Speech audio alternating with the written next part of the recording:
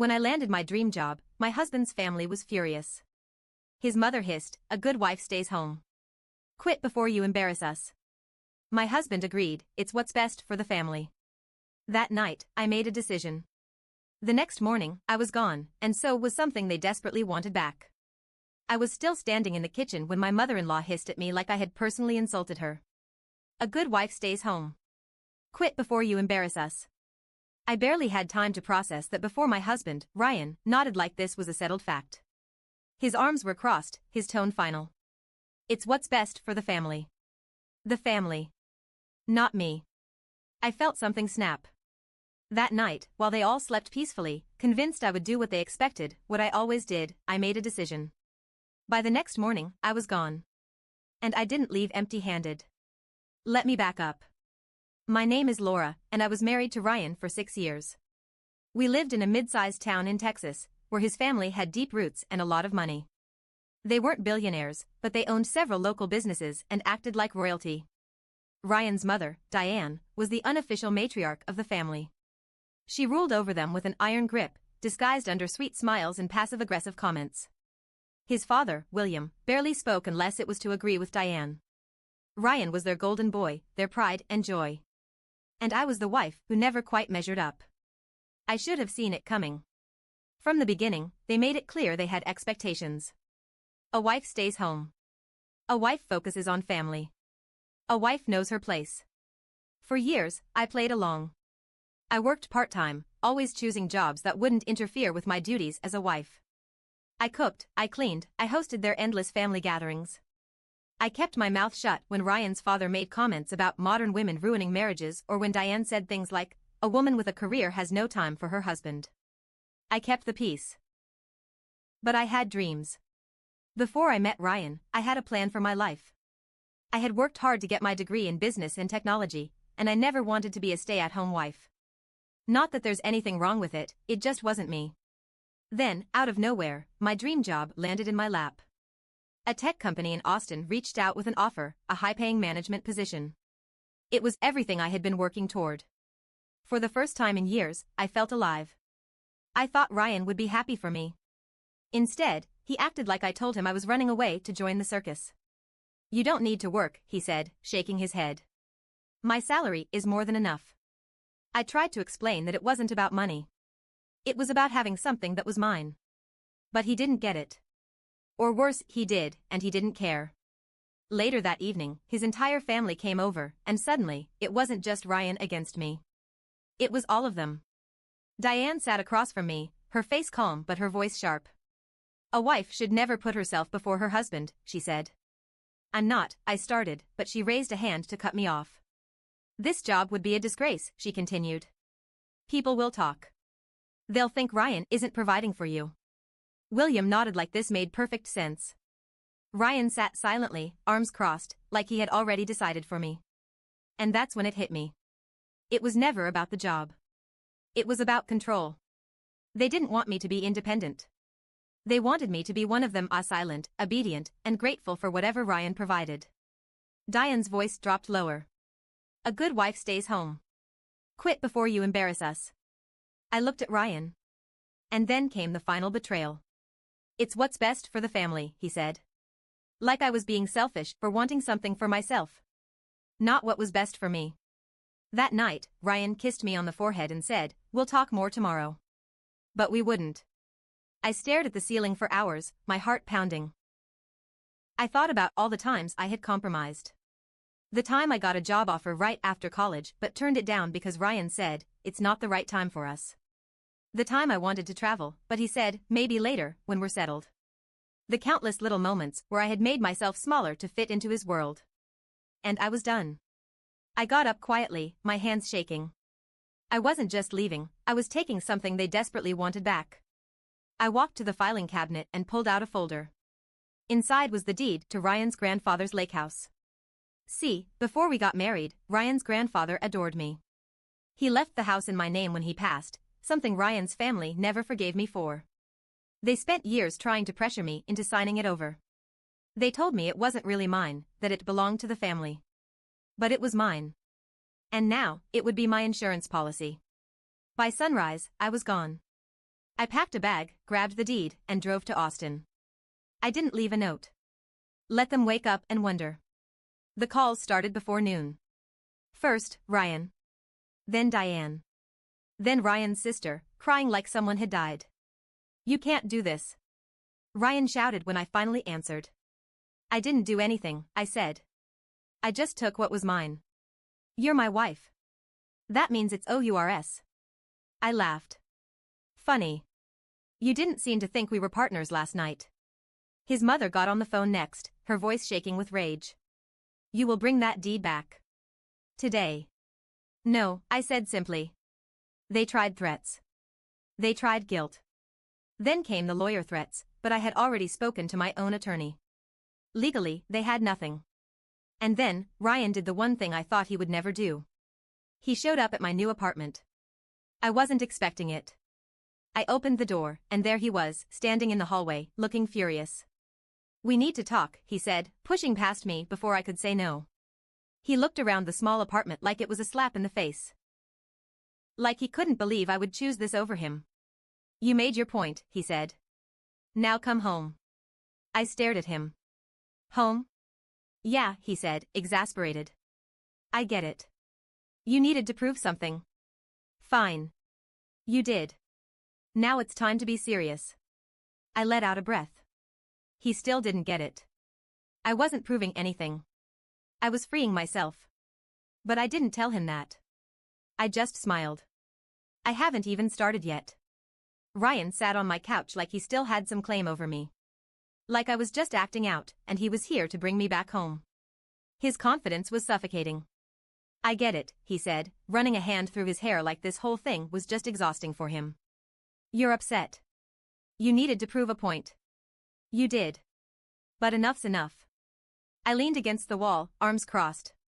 "What exactly do you think I was proving?" "That you can leave," he said, sighing. "That you don't need me." His jaw tightened. "But let's be real, Laura. You're not built for this. You don't want to live in some tiny apartment, working long hours, all alone. This is just a phase." A phase. I had heard those words before. When I got my first job in college, his mother called it a phase. When I mentioned wanting to go back for my master's, Ryan laughed and said I'd grow out of it. Every time I tried to do something for myself, they acted like I was a child playing pretend. But I wasn't playing. I walked over to the table and picked up a thick envelope. "What's that?" he asked, narrowing his eyes. I tossed it onto his lap. Ryan opened it, and as his eyes scanned the first few lines, the color drained from his face. It was the paperwork for the sale of the lake house. "What is this?" he stammered, flipping through the pages like he could change the words if he looked hard enough. "It's done," I said simply. He looked up at me, his face a mix of shock and fury. "You sold it?" "Yes." His hands clenched the papers so tight his knuckles turned white. "You had no right." That made me laugh. A sharp, humorless sound. "No right? You mean like how I had no right to make my own choices?" Ryan shot up from the couch, his jaw tight. "That house was supposed to stay in the family." "That's funny," I said. "Because for 6 years, your family told me I wasn't really part of it." His mouth opened. Closed. He had nothing to say to that. I took a step forward, lowering my voice. "You thought I'd always stay. That I'd give up everything, just like your mother did. That I'd wake up one day and forget that I had dreams before you." Ryan swallowed hard, his face unreadable. I smiled. "But I remember now." He looked down at the papers again, shaking his head. "You don't get it, Laura. You just ruined everything." But he still didn't get it. I wasn't ruining things. I was finally taking back what was mine. Ryan stormed out. I thought maybe, just maybe, he would finally let it go. I was wrong. By the next morning, I woke up to dozens of missed calls. Ryan. His mother. His father. His sister, sobbing into a voicemail about how I had torn the family apart. Then the messages started coming in from their friends. Nasty, cutting words. Slut. Selfish. Ungrateful. A disgrace to marriage. Someone even posted about me on a local Facebook group, calling me a gold digger who used Ryan and then ran off with his family's inheritance. I wasn't even surprised. The whole town had been under his family's thumb for decades. I knew they'd do whatever they could to make me the villain. But I wasn't backing down. And then, the lawsuit arrived. Ryan's family actually tried to sue me. They claimed I had fraudulently obtained the lake house, that I had coerced Ryan's grandfather into leaving it to me. I nearly laughed when I read the lawsuit. They were grasping at straws. They had no case. The will was ironclad. I had lawyers backing me. But that wasn't the point. They didn't expect to win, they just wanted to drain me dry. Make me spend thousands in legal fees. Make me suffer. Ryan even had the nerve to text me. Give back the house money, and this all goes away. I stared at my phone, shaking my head. They still thought I would bend. That I would break. But they forgot something. I had spent 6 years surviving them. And now? It was my turn to fight. A few days later, I got a call from someone I never expected. Ryan's grandfather's lawyer. The same man who handled the will. I heard about what they're trying to pull, he said, his voice amused. Let me help. I frowned. Why? A pause. Then, in a lower voice, he said, because I knew Ryan's grandfather well. And I know he left you that house for a reason. He wanted you to have a way out. My breath caught. Did he say that? Not in so many words, the lawyer admitted. But he always said you were different from the rest of them. That you had a mind of your own.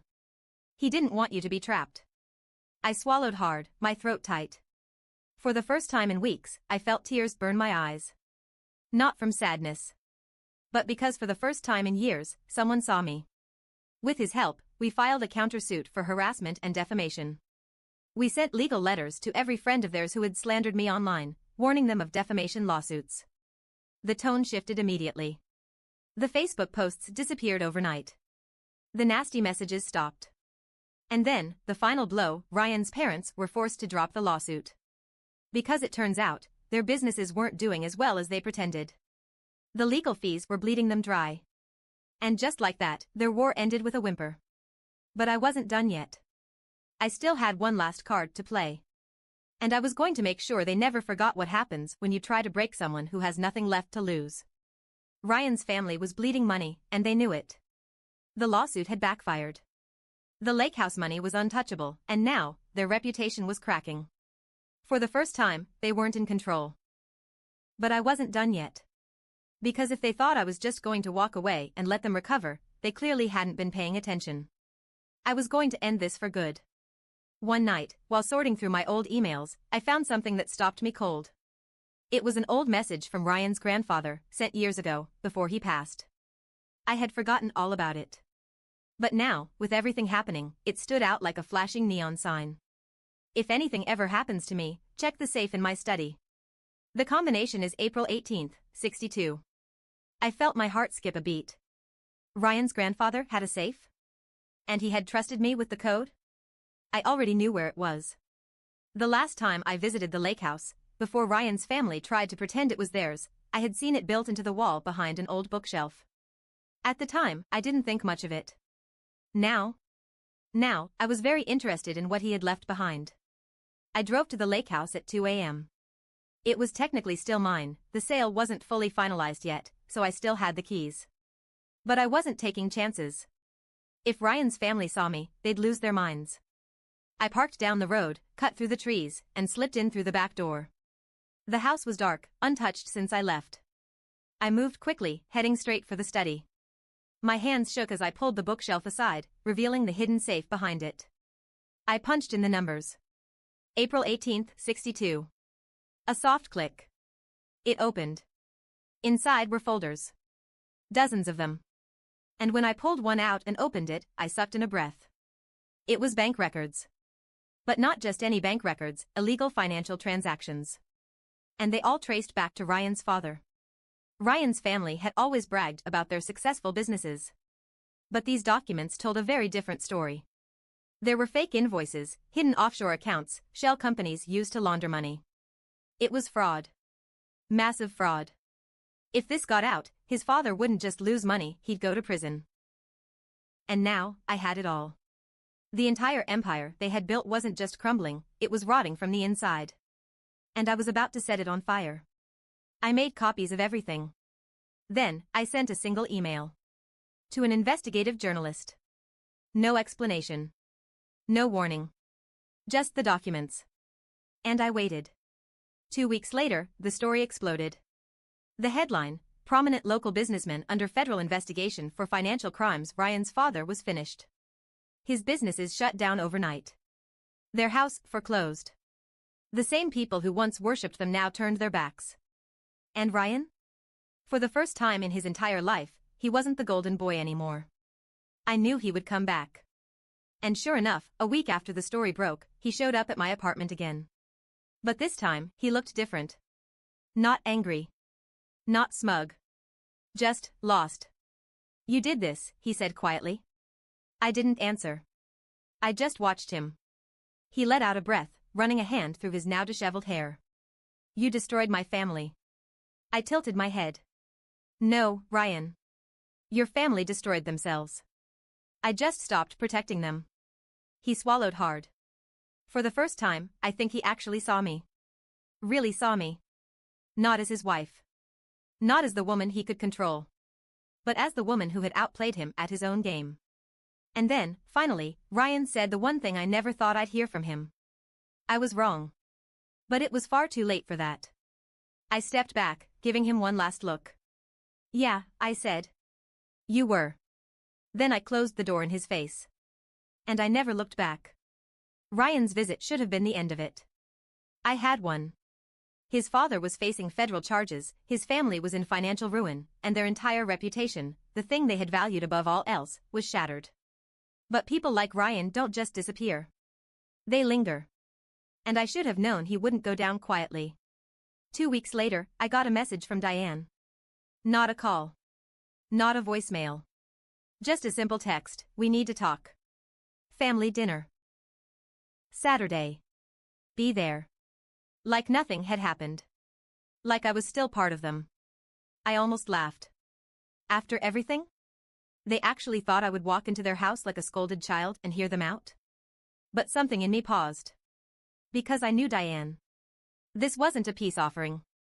This was a trap. And I was going to walk straight into it. That Saturday, I drove to their house, or what was left of it. The grand estate they once boasted about now looked abandoned. The lawn was overgrown, the paint on the shutters was chipping, and the driveway, once filled with luxury cars, held just one old sedan. They had lost everything. And I wasn't sorry. I stepped inside, and the air was heavy. Ryan was already there, standing by the fireplace. His sister sat on the couch, her eyes red-rimmed. And at the head of the table, sitting with perfect posture, was Diane. She gestured toward the chair across from her. Sit. I didn't. Instead, I leaned against the wall, arms crossed. I assume this isn't a family reunion. Diane exhaled sharply, her fingers twitching around a half-empty glass of wine. You went too far. I smiled. Did I? You destroyed us, Ryan's sister snapped, her voice breaking. You sold Grandpa's house, you ruined our business, I exposed the truth, I cut in. That wasn't my doing. That was your father's crimes finally catching up to him. Diane slammed her glass down. You didn't have to involve the press. I laughed. A short, cold sound. What did you expect me to do? Stay silent? Let you drag me through the mud while you all played the victims? Ryan, who had been silent until now, finally spoke. We could have fixed this, he muttered, his voice low. I turned to him. Fixed what? Your father's fraud? Your mother's manipulation? Or were you just hoping I'd come crawling back, like always? His hands clenched into fists. You didn't have to burn it all down. For a moment, the room was dead silent. And then I said, maybe I did. Diane's jaw tightened. If you have any decency left, you'll return the money from the house sale. It was meant to stay in the family. I felt something icy settle in my chest. She was still trying to control me. Even now, when everything had fallen apart, she was still acting like I owed them something. I took a slow breath, then said, what family? Diane blinked. I gestured around. Look at you. You all turned on me the second I did something for myself. You never saw me as part of this family. You just wanted me under your thumb. She opened her mouth, but I wasn't done. And the best part? I leaned in, my voice soft but sharp. Your husband is going to prison, and you won't have a single dollar left to your name. Diane's face went white. Ryan's sister let out a strangled sound, covering her mouth like she was about to cry. And Ryan? For the first time, I saw it. Not anger. Not denial. Fear.